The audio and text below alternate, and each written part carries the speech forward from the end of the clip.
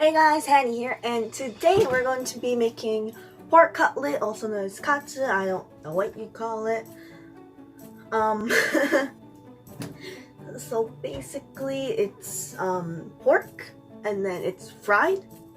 That's kinda it, but it takes a long time, about 1 hour, and I'm going to be showing you guys how I do it. I don't care how other people do it. If they do it differently, good by them, but this is how I make pork cutlet. It's my favorite food.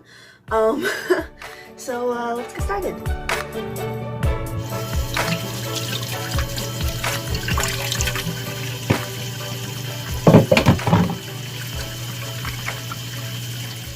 First thing you want to do is get your meat. I'm using boneless loin pork. So you want to get your meat and place it onto a cutting board, and then use a kitchen hammer to just, gently tap on it. Just very gently. Now, this process is a very stress-relieving and nice, amazing thing to do. You get all your stress out while doing it. It's why I make this meal so often. Now, while doing this, you can think of all the things that, just really tick you off. Like, maybe gas prices are going up, or that one kid in class who won't return your pen after using it. Anyways, you just continuously tap it, flip it over. You want to get it as thin as possible. Make sure not to create any holes, because that's gonna make it taste disgusting. Now, if you do want it thicker, you can, but that does mean it'll take longer to fry.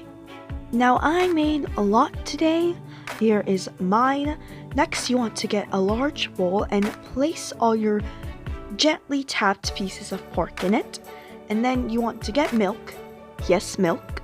And pour it all over your meat. Now, this process sounds very weird, but trust me, it's perfectly fine. Now, you want to cover it all in milk, and then you want to leave it for about 10 minutes. Make sure to flip it every 2 to 3 minutes so meat gets evenly soaked into it.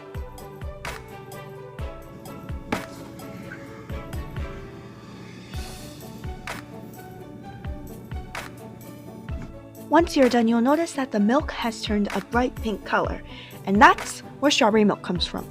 You want to take your pieces of milk-soaked pork and put them into a strainer, and take some salt and pepper, and then lightly or heavily, depending on what you like, sprinkle it on top to add some flavor to it.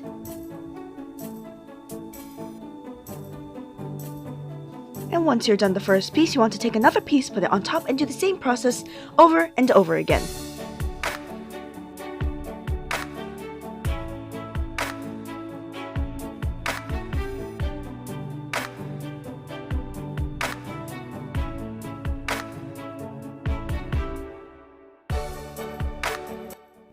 And once you're done, you put your last piece on and then sprinkle it with some pepper and salt just for the finishing touches. Now you want to take some eggs, breadcrumbs, and flour, and first you want to dip your pieces of pork into some flour. Make sure to coat it evenly. You don't want any clumps in any of them, just so the frying comes out really well. Then you want to dip it in some battered egg. And lastly, dip it in some breadcrumbs. Now, you really want to cover it completely in breadcrumbs. Make sure there's no space on the piece of meat that doesn't have breadcrumbs. It'll become one with the breadcrumbs. Next, you want to place it onto another plate for the frying process later on.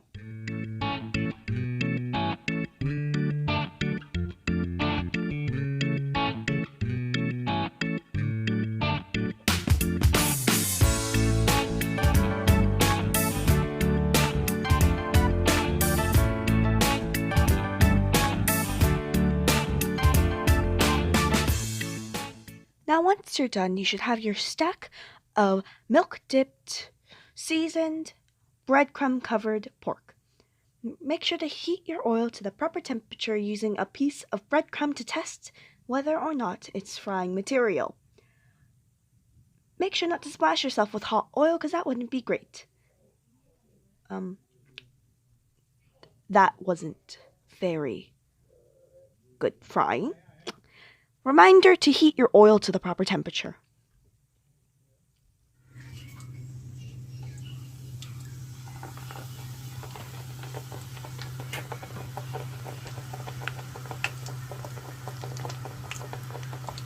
Now once you're done, you take your finished pork cutlet and place it onto a plate covered with paper towels.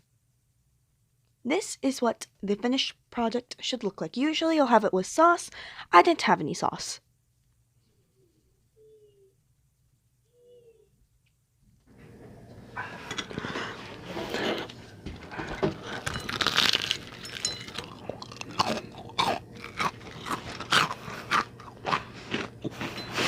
Well, I hope you enjoyed the video, because I certainly didn't. Thanks for watching, and hopefully you don't burn your kitchen down while doing this. Thanks for watching. Bye!